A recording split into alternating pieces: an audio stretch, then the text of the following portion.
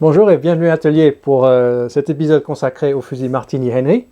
Donc celui-ci est un premier modèle et à l'intérieur du premier modèle il y a 3 types de premiers modèles.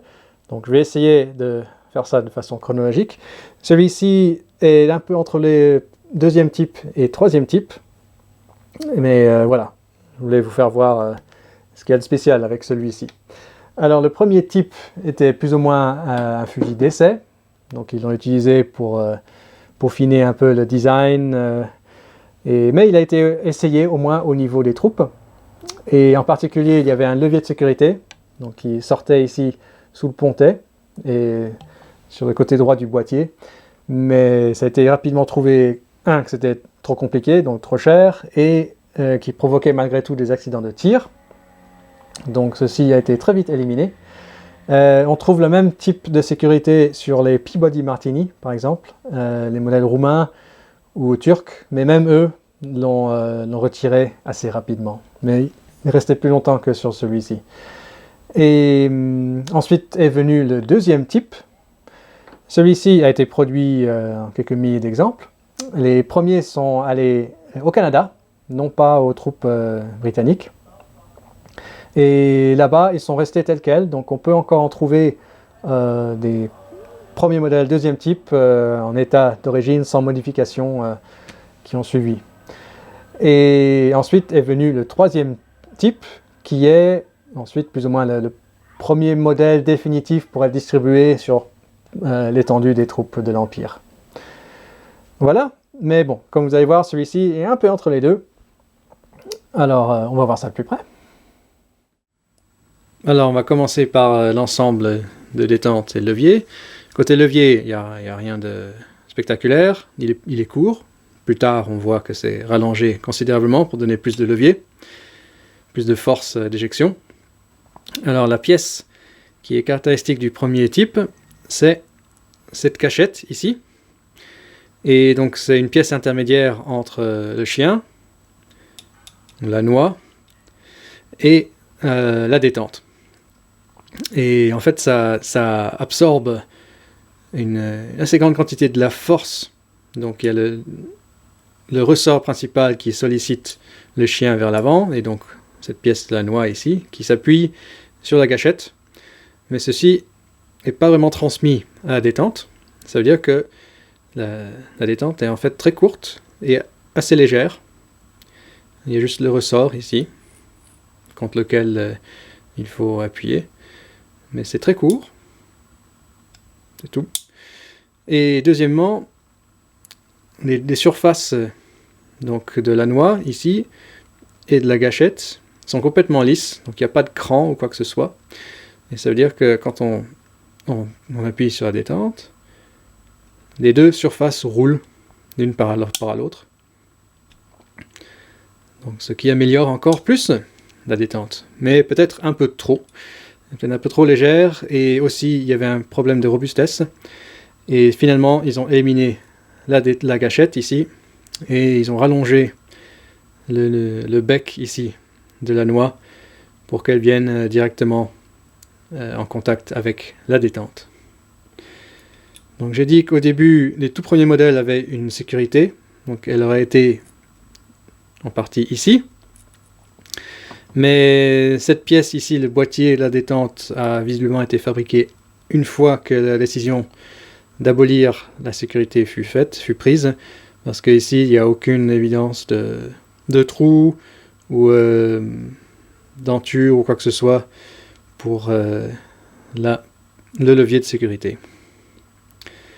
Alors, une autre caractéristique, enfin un autre peut-être problème on va dire, c'est on voit ici l'axe de la détente, et devant nous avons un petit bec qui vient se reposer sur la plaque du pontet, et on voit que quand on tire la détente, eh bien il y a un espace, et ça c'était un problème parce que quelque chose pourrait très facilement se loger là-dedans, donc un caillou ou un peu de sable ou une branche, une brindille, et dans cette position en fait la détente est partiellement appuyée, et ça pourrait créer des accidents de feu, puisque la gâchette pourrait simplement pas venir en appui sur la détente. Alors quand on fermait le bloc, eh bien soit le coup partirait automatiquement, ou avec simplement en effleurant la détente. Alors ce qu'ils font sur le modèle suivant, c'est qu'ils grossissent donc la taille de ce support d'axe ici, pour recouvrir justement le bec là. Ensuite, côté bloc de culasse, il n'y a rien d'exceptionnel. Et c'est un modèle modifié pour accepter un percuteur renforcé. Donc il y avait des problèmes de fragilité dans les tout premiers percuteurs. Donc ça, c'est visible avec le SB ici, au-dessus de l'axe de pivot. Donc ça indique que ça a été modifié pour accepter le percuteur renforcé. En dessous, nous avons un trou d'évent en cas de rupture d'étui, qui était bien sûr assez fréquent à cette époque, surtout avec les premiers modèles de cartouches. Et ensuite, il y a un axe en bronze, une goupille en bronze. Et celle-ci est retenue dans le boîtier par une petite vis captive ici, donc qui vient se glisser dans cette gorge. Et il n'y a pas de surprise, en fait, elles tombaient assez fréquemment, puisque en portant l'arme, bien sûr, c'était assez facile de faire tourner cette vis captive, et puis comme elle pèse quand même son poids, eh bien, elle pourrait sortir assez facilement. Alors ceci est remplacé assez rapidement par une goupille fendue, en fer ou en acier, qui, elle, est assez difficile à chasser, si vous voyez sur les modèles suivants. Alors, puisque la caméra est là, je vais vous montrer le reste des caractéristiques. On commence à l'arrière, avec cette magnifique plaque de couche, quadrillée comme ça. Alors, je vous garantis qu'avec les cartouches réglementaires, et avec un t-shirt, on le sent, hein, on a un beau motif gaufré sur la peau après. Mais bon, avec les uniformes en laine de l'époque, il n'y avait pas de problème. Ensuite, il y a la belle cartouche, donc premier type. Ensuite, ici, nous avons le point d'attache grenadière, là. Donc celui-ci est enlevé dès le premier modèle, troisième type, sauf pour les régiments de chasseurs, rifles, qui portaient leur sangle différemment. Donc je ne sais pas si ce fusil était en effet dans ces régiments ou il a simplement échappé à la modification. C'est le marquage du boîtier.